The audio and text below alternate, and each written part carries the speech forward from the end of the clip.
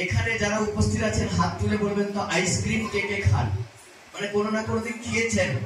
মায়েদের মধ্যেও হাত তুলে বলুন যে আইসক্রিম কে কোনোদিন খেয়েছেন। সবাই প্রত্যেকে আইসক্রিম খেয়েছেন। এবারে একটা ছোট্ট কথার উত্তর দিন, একটা আইসক্রিম দোকান থেকে এনে আপনি পারবেন 2 ঘন্টা রেখে তারপরে খাবেন? এমনি এমনি খালি ভাবে ফ্রিজে বাদ দিলাম যে আইসক্রিমটা নিয়ে এসেছি, থাক 2 ঘন্টা পরে খাবো, সেই তো খাবো 2 ঘন্টা পরে খাবো, পারবেন? 8 ঘন্টা পরে গলে যাবে।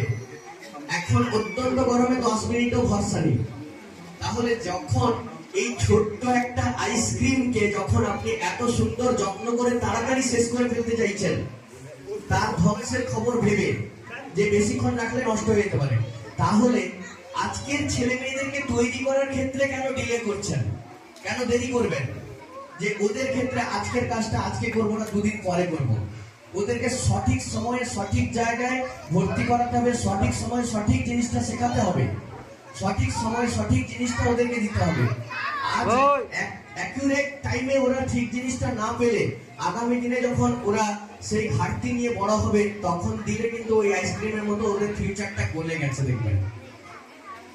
তাই আজকের কাজ আজকেই করতে হবে, আজকে ওদেরকে যা দেওয়ার কথা আজকেই ওদেরকে দিতে হবে।